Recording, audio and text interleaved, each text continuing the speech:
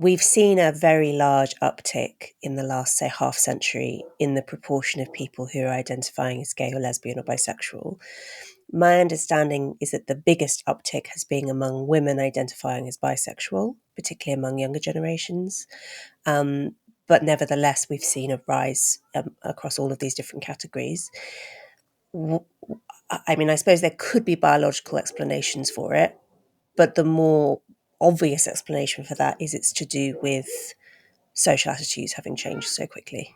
Well, I would half agree with you. I agree with you that the recent surge in teenagers claiming that they're bisexual, they're non-binary, blah blah blah blah blah. Clearly, this has a social impact. Now, how many of these females, and it's mostly this surge is like 75% or 80% teenage females, not teenage males. So yeah, there's no question. You got this big new whack of females describing themselves as bisexual. But what happens when the rubber meets the road? How many of these females have actually been having sex with both males and females? How many of them are virgins who are basically sitting in their parents and going on Tumblr or TikTok and developing ideas about what their sexuality might be? Yeah, there's definitely some social desirability bias going on, right? And particularly among women. It is also the case, I think, that women being genuinely bisexual, so women actually having sexual relationships with both men and women across their lifetimes, it's more common in women than it is in men, right? Like genuine bisexuality in men, at least nowadays, when being gay is much less stigmatized, is quite rare. Is that true? I would say that, yes, bisexuality is more common in women than in men. Any kind of survey almost always finds that the distribution of sexual orientations for men is a kind of reverse J shape. You have this huge number of heterosexual men, small number of bisexuals, and then you have an uptick at the end of men who describe themselves as homosexual. Whereas with females, it's more of a straight line. You have most heterosexuals, then bisexuals, and then exclusively lesbian women.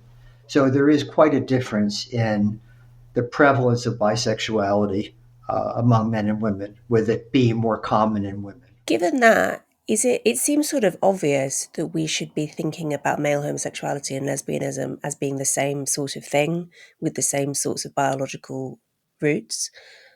But is it possible that it's not, and that actually we should be thinking of them as quite distinct? I think they have one compelling similarity, which is that in both homosexual men and in lesbian women, in early childhood, you find higher rates of cross-gender behavior. So gay men, there's a strong correlation between homosexuality in adult men and having been a sissy boy. And there's a strong correlation, although not as strong, between being a lesbian woman and having been a tomboy girl. So there is that one similarity, which argues that whatever it is that causes a person to have the typical sexual interests of the opposite sex also causes them to have other interests and behaviors that resemble the opposite sex. So there is that similarity. Now, whether when you go further upstream, you're going to get the same causes, I don't know. It might be that the genes that predispose to male homosexuality might be quite different from the genes that predispose to female homosexuality. I don't think we know enough yet. It's a surprising amount that we don't know. We've got the little effects from androgens and the little effect from birth order and the little effect from genes, but it seems like there's quite a big area of uncertainty in terms of what's actually going on here. Do you think that we know enough to roughly affirm the born this way narrative, which is, of course, a political narrative, but do you think there's enough scientific evidence to back that up roughly? I would say yes, there is enough scientific evidence to back up the born this way viewpoint, but not enough evidence to get too specific about what exactly about the way you were born this way produced this outcome. This is a more controversial question, but I think it's an important one, even though it will sound odd to some listeners. should we understand homosexuality, either male or female homosexuality, as a paraphilia or as something different, something in its own category? There are a couple of different, well, there's probably more than two, but there are two main schools of thought on this, which I would regard as respectable. One view, which is held by a number of my colleagues and friends and people whom I respect, is that homosexuality and paraphilia are qualitatively different entities, that these are different natural kinds, and that you shouldn't be speaking of homosexuality in the same breath as paraphilias because these are unrelated phenomena. That's one school of thought, and it depends on making some pretty strong assumptions about the biological causes or any causes. It makes strong assumptions about the causes of homosexuality versus paraphilia. But it's a respectable point of view.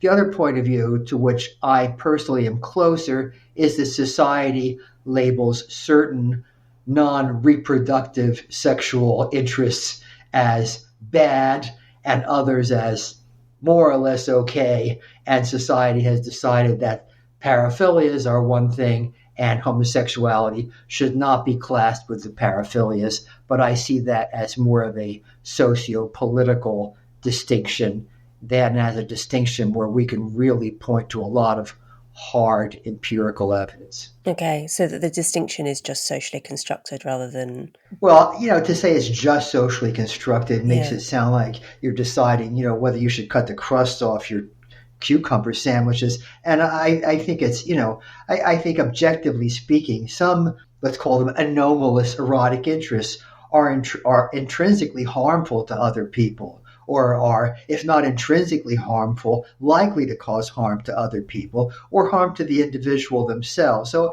it's not 100% an arbitrary social distinction, but I think that there certainly are, that there is a social distinction that's being made now. 50 years ago, 100 years ago, people would not have made a distinction between paraphilias like exhibitionism, pedophilia, clinical sadism, and homosexuality. Now we make a very big distinction, but I would say that big distinction is not because we made enormous progress in scientific understandings of the origins of sexual interest, but because the social, political, and moral climate changed and people decided that homosexuality was not causing any harm. Therefore, it's not a disorder. And Born This Way does not refute the idea. If Born This Way is true, that doesn't mean that you can't defend scientifically the decision to put homosexuality in the same category as paraphilias, because in fact, as I hope we'll get onto, paraphilias also have important biological origins. Yeah, Born This Way is like a political slogan for a very specific application. As you've just alluded to, one could very easily say pedophiles were born this way.